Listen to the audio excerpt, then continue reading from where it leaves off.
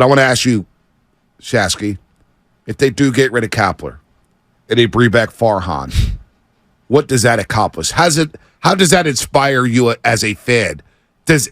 What's the solution here? You're going to allow him to hire another manager? You're going to allow him to recruit free agents in a down free agent class? Oh, are we forgetting that he was a part of many reasons of why Bruce Bochy's not here? Yes. He's not the only reason. But he was a big cog, and he was the main guy.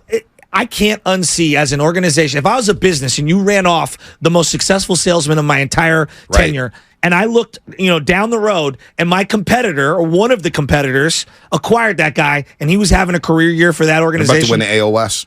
What? They're about to win the AOS. That's what I'm saying. It's first year out of quote unquote retirement or stepping away from the game. Look, I'm not here to say that Gabe Kapler is the greatest manager ever. I don't even think he's that great. Okay, but you've got to. It's deeper than that. You've already had an opportunity to hand select your guy, and it hasn't worked. So what's because I don't think you deserve a second chance. No, I don't either. And let's get to Jose because I got some thoughts on the other side. I also have some stuff on Kapler's winning percentage. Yeah. Jose, what's going on, Jose? Thanks for the call, man.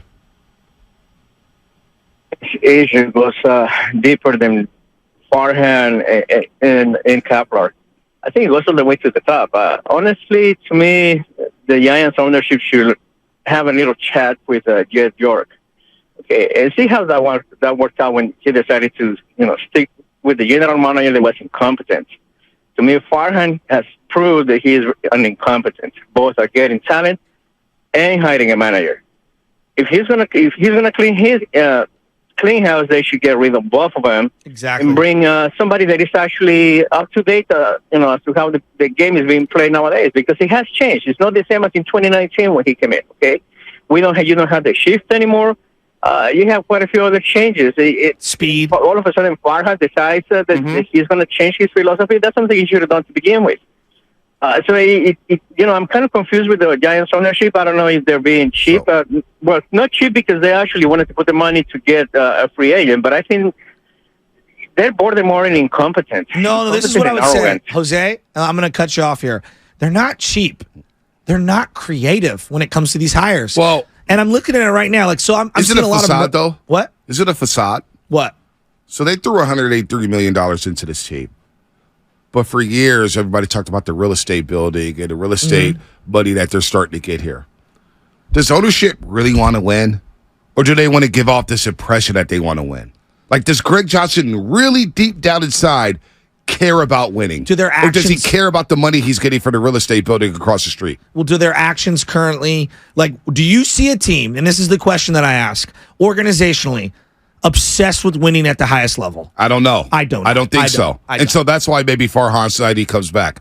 Because the solution to me to revamp this fan base, to recharge this fan base, is by getting rid of those guys.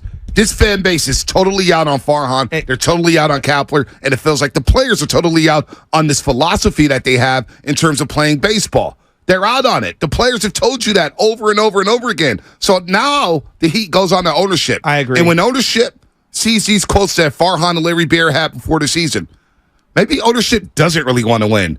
Maybe they just want to make money off of other things and not just baseball. Maybe they really don't care about winning baseball, Shasky.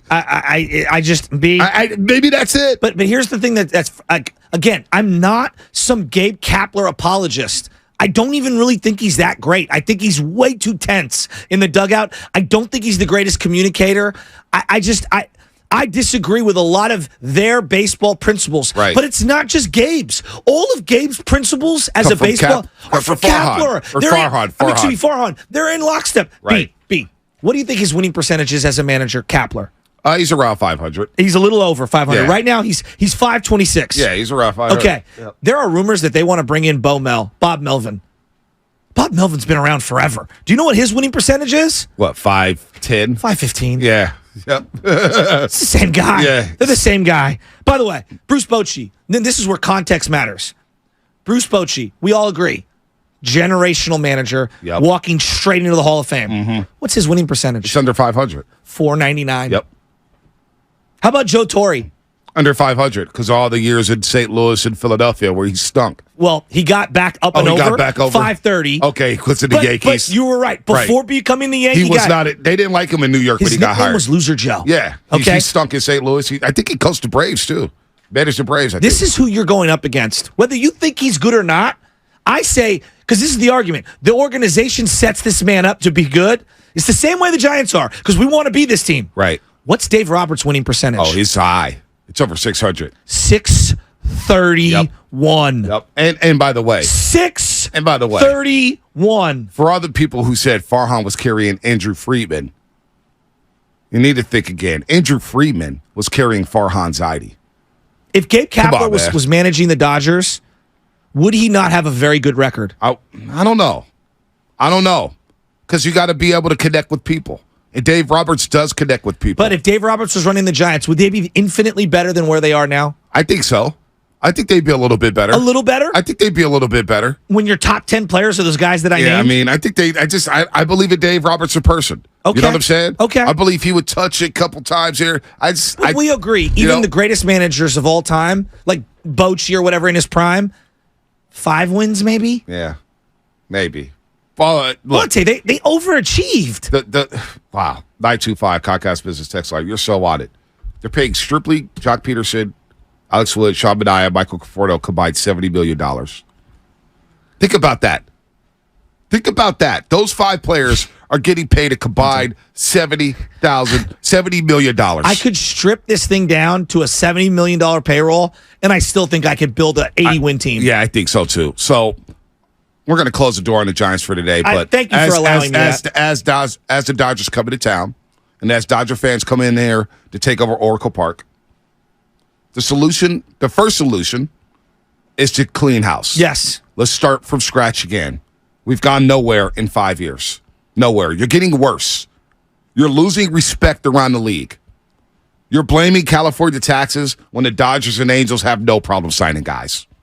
The Padres have no problem signing guys. Aren't they in the state of California? Yes. Yes. So, I mean, the solution to start is to get rid of these guys and hire somebody who can recharge this fan base. Because if you bring Farhan back and you fire Kapler, I don't think that's good enough to bring people back to the yard. Well, and then you're giving him what? Another 2 or 3 years? Oh, my gosh. With the new manager? Oh, my gosh. I think he's forfeited the right to hire another manager. Yeah, he That's has. the way I view it. He has.